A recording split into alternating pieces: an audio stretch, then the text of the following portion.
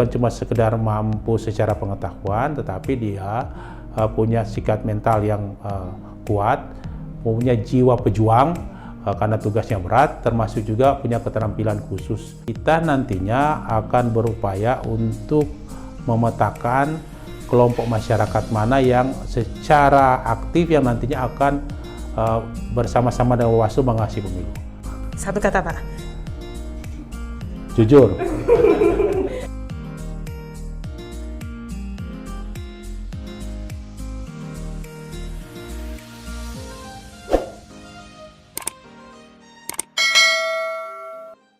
Assalamualaikum warahmatullahi wabarakatuh. Halo sahabat Bawaslu, bertemu kembali di konten Bawaslu Kulon Progo di Balik Pemilu. Hari ini kita cukup spesial karena kedatangan tamu dari Bawaslu RI langsung. Beliau adalah Dr. Herwin Jeffler Hilsa Malunda, MPD MH. Selamat sore begitu Pak Herwin. Alhamdulillah, terima kasih Pak Herwin sudah bersedia datang. Ini kehormatan sebetulnya bagi kami Bawaslu Kulon Progo bisa didatangi langsung, dikunjungi langsung oleh anggota Bawaslu RI.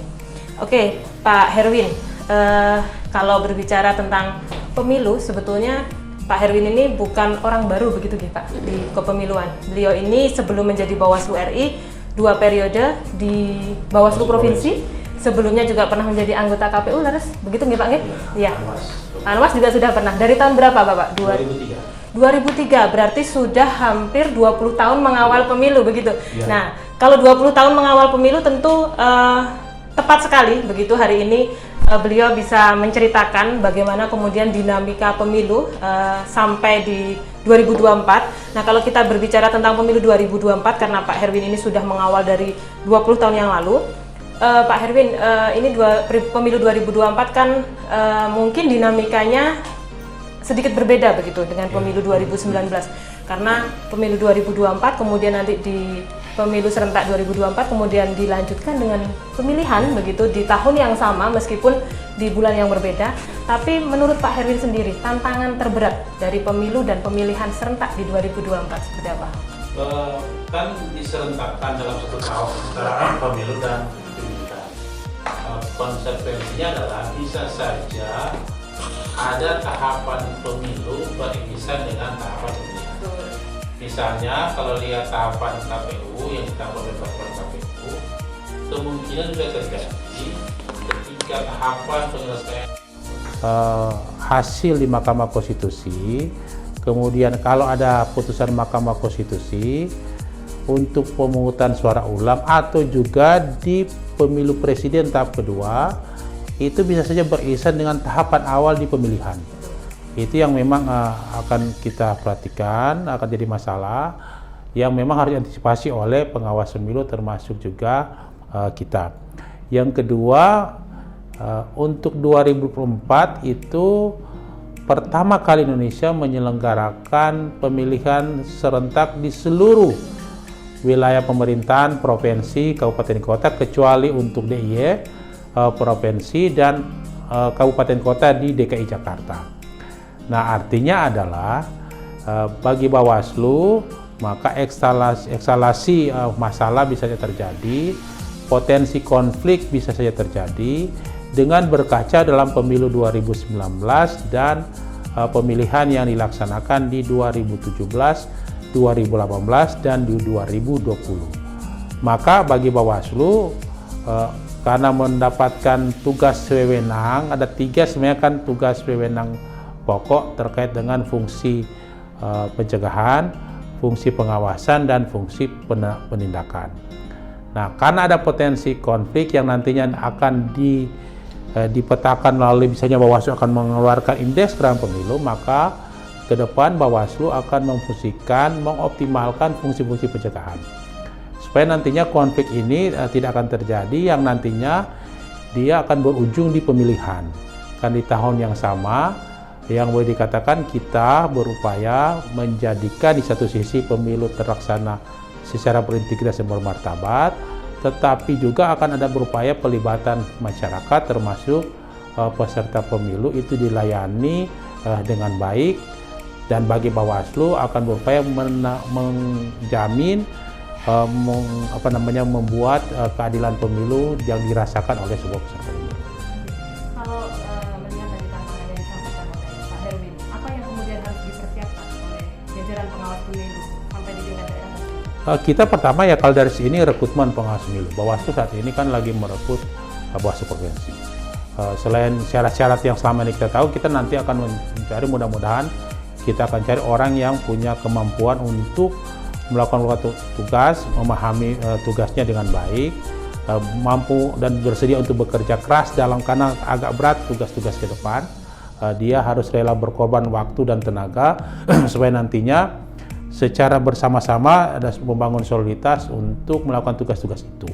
Nah, yang kedua ya kita akan mempersiapkan jajaran dari sisi pelatihannya, dari sisi peningkatan kapasitas supaya dia bukan cuma sekedar mampu secara pengetahuan, tetapi dia punya sikap mental yang kuat, punya jiwa pejuang karena tugasnya berat, termasuk juga punya keterampilan khusus melaksanakan, karena tidak semua warga negara yang mampu melaksanakan tugas pengawas pemilu dari sisi pencegahan, sisi pengawasan sampai sisi penanganan pelanggaran. Itu tugas-tugas yang butuh kompetensi yang sangat kompleks dan kompetensi yang sangat komprehensif untuk dilakukan oleh seorang pengawas pemilu. Jadi butuh pelatihan, butuh pembinaan, termasuk sistemnya akan kita buat untuk mengontrol agar supaya nantinya secara kinerja itu bisa berbaik dan mengontrol integritas jajaran kita ke depan supaya nantinya kita bisa menampilkan citra pengawas pemilu yang dapat dipercaya. Kalau melihat jajaran pengawas pemilu, Pak Herwin, dari Bawaslu RI sampai ke tingkat TPS, apakah menurut Pak Herwin sendiri, apakah ini sudah ideal dari jumlah, dari segi kewenangan misalnya seperti itu? Kita sih kalau berpatokan dari segi kewenangan pasti masih kurang.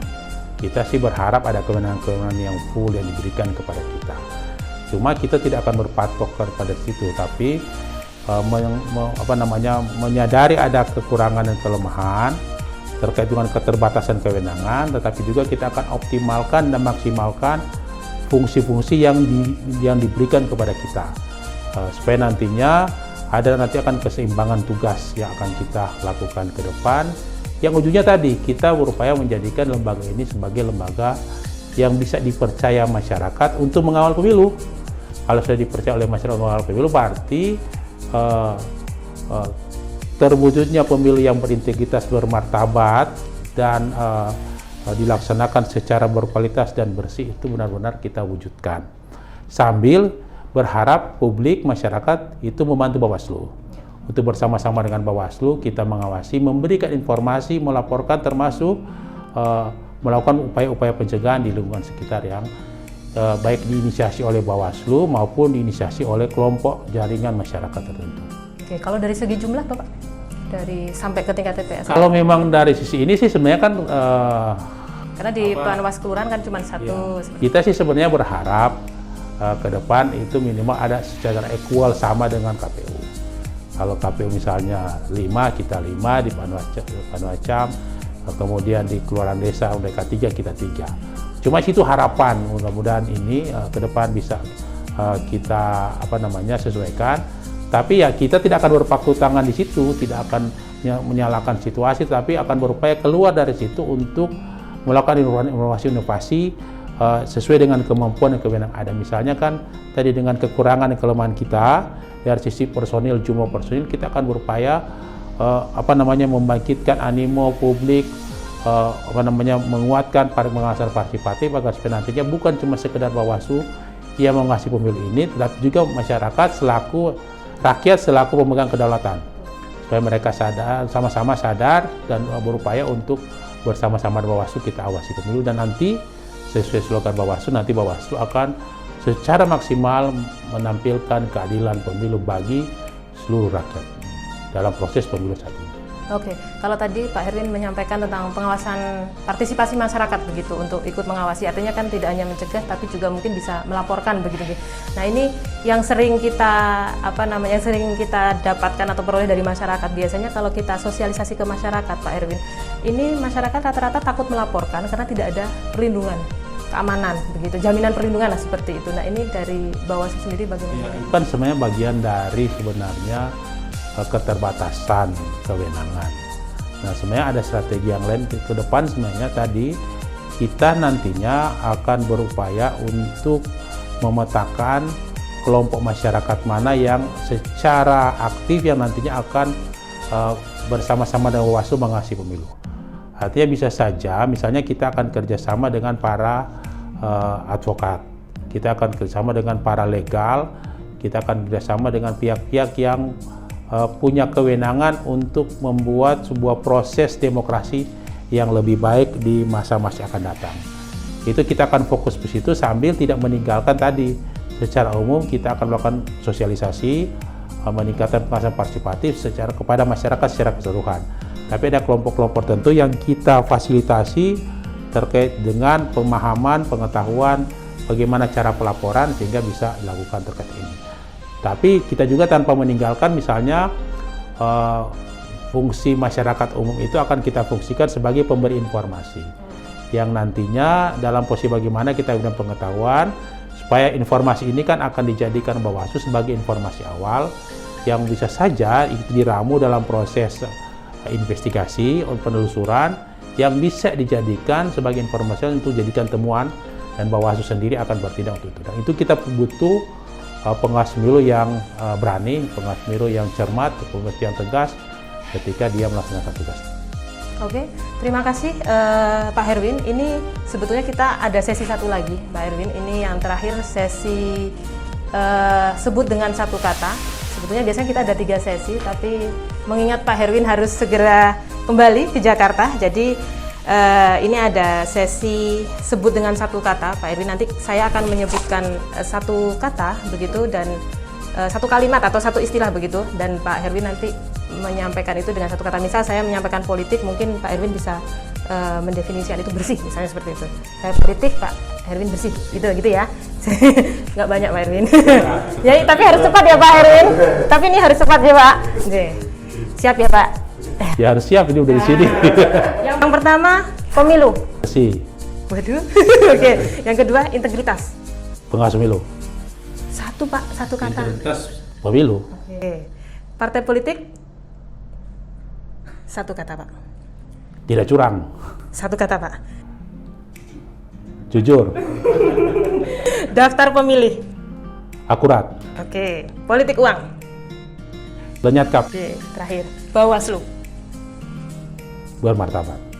Oke, tepuk tangan. Terima kasih Pak Herwin. Oke, sebelumnya mungkin Pak Herwin monggo closing statementnya, harapan untuk Bawaslu ataupun mungkin arahan kepada seluruh jajaran Bawaslu dan juga mungkin pesan kepada masyarakat, terutama sekarang sudah memasuki pemilu 2024. Monggo Bapak.